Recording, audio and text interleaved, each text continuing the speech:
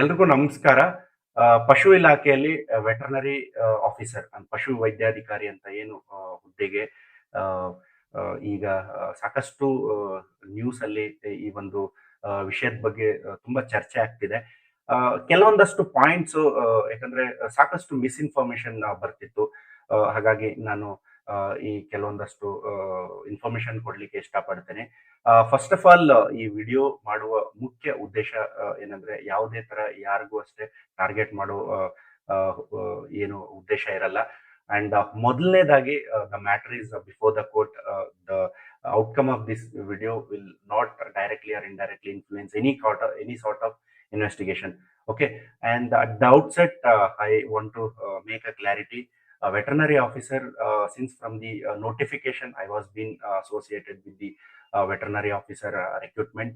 So ನಮ್ಮ ಕಡೆ ಸಾಕಷ್ಟು ವಿದ್ಯಾರ್ಥಿಗಳಿಗೆ ನಾನು ಸ್ವತಃ ಸೆಲ್ಫ್ ಆಗಿ ಗೈಡ್ ಮಾಡಿದ್ದೇನೆ, ಮೆಂಟರ್ ಮಾಡಿದ್ದೇನೆ. ಸಾಕಷ್ಟು ವಿದ್ಯಾರ್ಥಿಗಳು efforts hockey with hard work they have qualified.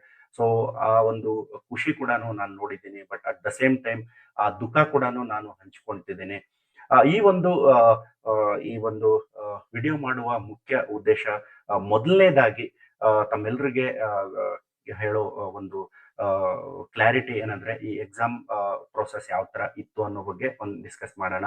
So ಮೊದಲನೇದಾಗಿ, ವೆಟರ್ನರಿ ಆಫೀಸರ್ ಅಲ್ಲಿ ನೋಟಿಫಿಕೇಶನ್ ಅಲ್ಲಿ ಎರಡು ಪೇಪರ್ ಮೆನ್ಷನ್ ಮಾಡ್ತಾರೆ. ಒಂದು GK, ಇನ್ನೊಂದು ಸ್ಪೆಸಿಫಿಕ್ ಪೇಪರ್ ಇರುತ್ತೆ.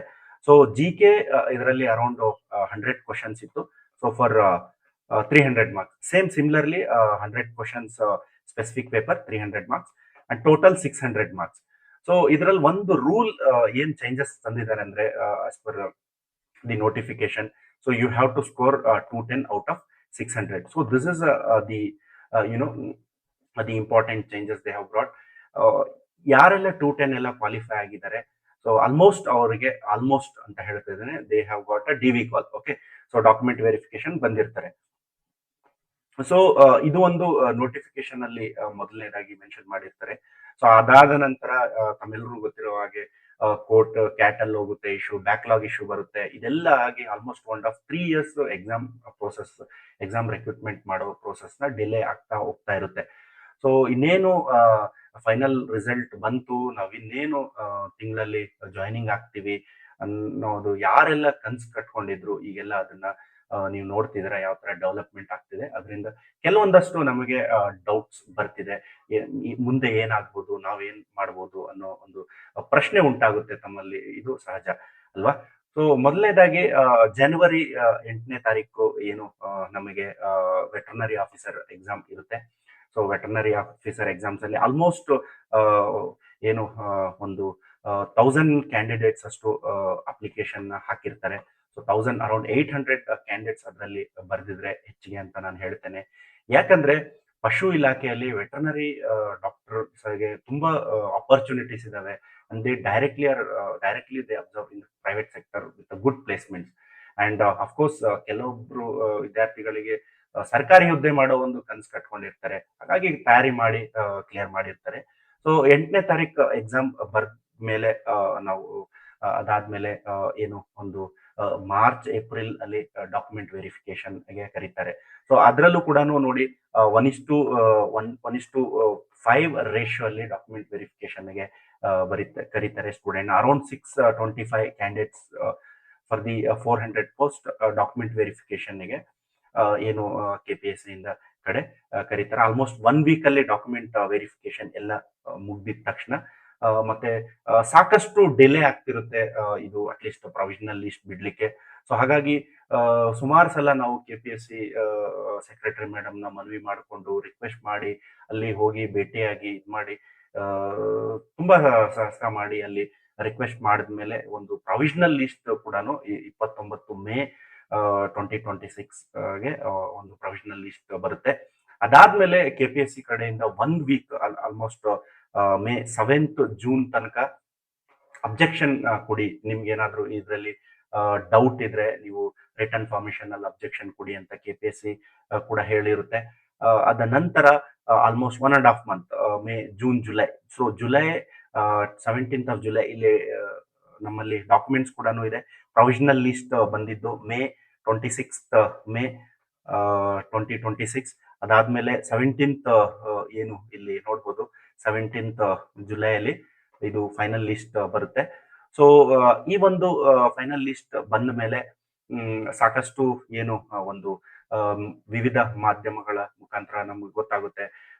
ಇಲ್ಲ 400 ಸೀಟ್ಸ್ ಏನು ಸ್ಕ್ಯಾಮ್ ಆಗಿದೆ, ಒಂದೊಂದು ಸೀಟು 80 ಲಕ್ಷ ಕೊಟ್ಟಿದ್ದಾರೆ ಅಂತ ಸಾಕಷ್ಟು ಅಲಿಗೇಷನ್ಸ್ ಕೂಡ ಬಂದ ಮೇಲೆ KPSC ಒಂದು ಕಮಿಟಿ, ಇಂಟರ್ನಲ್ ಕಮಿಟಿ ಏನು ಅಪಾಯಿಂಟ್ ಮಾಡಿ ಈ ಲಿಸ್ಟ್ ನ ಹೋಲ್ಡ್ ಅಲ್ಲಿ ತಡೆ ಹಿಡಿತಾರೆ. ಲಿಸ್ಟ್ ನ ಹೋಲ್ಡ್ ಹಿಡಿದು ಇಂಟರ್ನಲ್ ಇನ್ವೆಸ್ಟಿಗೇಷನ್ ಮಾಡ್ಲಿ ಅಂತಾನು ಹೇಳ್ತಾರೆ. ಅದೇ ಸಮಯದಲ್ಲಿ ಕೆಲವೊಂದಷ್ಟು ವಿದ್ಯಾರ್ಥಿಗಳು ಯಾರೆಲ್ಲ ಸೆಲೆಕ್ಟ್ ಆಗಿರಲ್ಲ, ಸೊ ಅವರು ನೊಂದು ಅಲಿಗೇಷನ್ಸ್ ಹಾಕಿ FIR ಹಾಕಿರ್ತಾರೆ. ಸೊ FIR ಹಾಕಿ then the matter is before the court. Last week court also has told it has directed to get the evidences.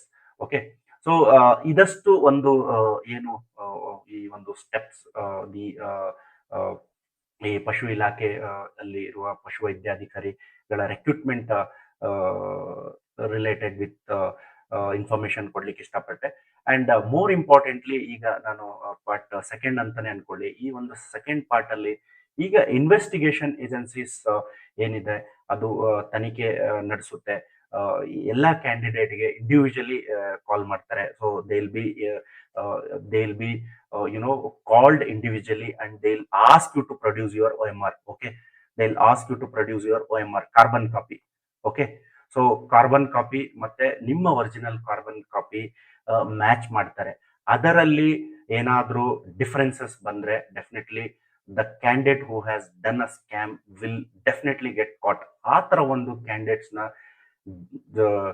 ಏನು ಕಾನೂನು ಪ್ರಕಾರ ಏನ್ ಶಿಕ್ಷೆ ಆಗ್ಲೇಬೇಕಾಗಿದೆ.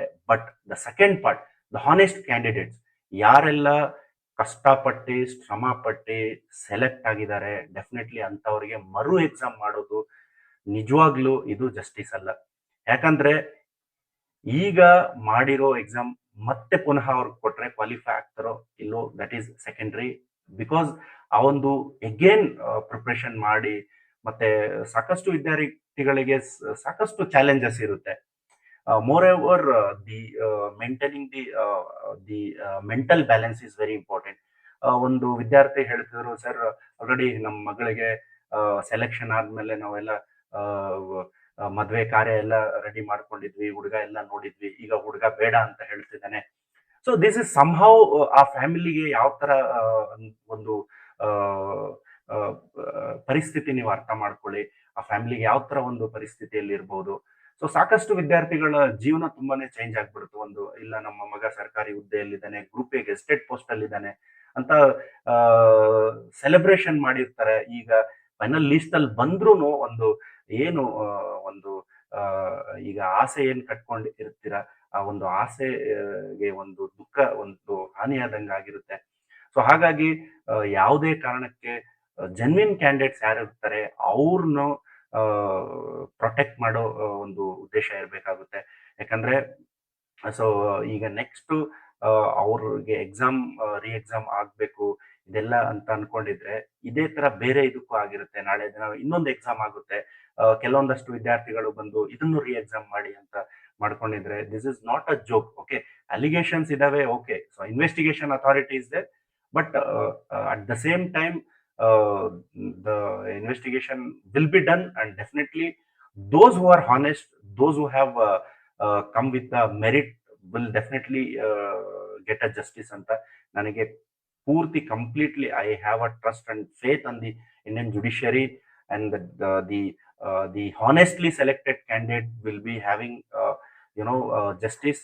And of course those who have done the scam, ಯಾರೆಲ್ಲ scam ಮಾಡಿದ್ದಾರೆ ಅಂತ ಗೊತ್ತಾದ್ಮೇಲೆ so that candidate will be punished as per the law. So that should be there, that should happen, we also demand it, but it should be happen at a very earliest, because ಸಾಕಷ್ಟು ವಿದ್ಯಾರ್ಥಿಗಳು ಏನೇನೋ ಕನ್ಸು ಕಟ್ಕೊಂಡಿರ್ತಾರೆ. ಇಲ್ಲ ನಾನು ಬೇಗ ಹುದ್ದೆಗೆ ಹೋದ್ಮೇಲೆ may be personal decisions ಆಗಿರ್ಬೋದು, ಫ್ಯಾಮಿಲಿ ಡಿಸಿಷನ್ಸ್ ಆಗಿರ್ಬೋದು. ಹಾಗಾಗಿ ಆಲ್ಮೋಸ್ಟ್ 3.5 years ಆಯ್ತು ಈ ಎಕ್ಸಾಮ್ ರಿಕ್ರೂಟ್ಮೆಂಟ್ ಸೈಕಲ್ ಅಲ್ಲಿ. ಇನ್ನಷ್ಟು ಡಿಲೇ ಆದಷ್ಟು ಇದು ಏನು ತುಂಬಾ ಸೈಕಾಲಜಿಕಲ್ ಮತ್ತೆ ಮೆಂಟಲ್ ಪ್ರಾಬ್ಲಮ್ಸ್ ಕ್ರಿಯೇಟ್ ಮಾಡೋದ್ರಿಂದ ಸ್ಟೂಡೆಂಟ್ ಸೇವ್ ಆಗ್ತಾರೆ. ಹಾಗಾಗಿ ಈ ಪ್ರೋಸೆಸ್ ಏನಿದೆ ಪ್ಯಾರಲಲಿ ನಡೀತಿರ್ಲಿ. And at the same time, the government should consider the genuine candidates interest and should be given the conditional order copy.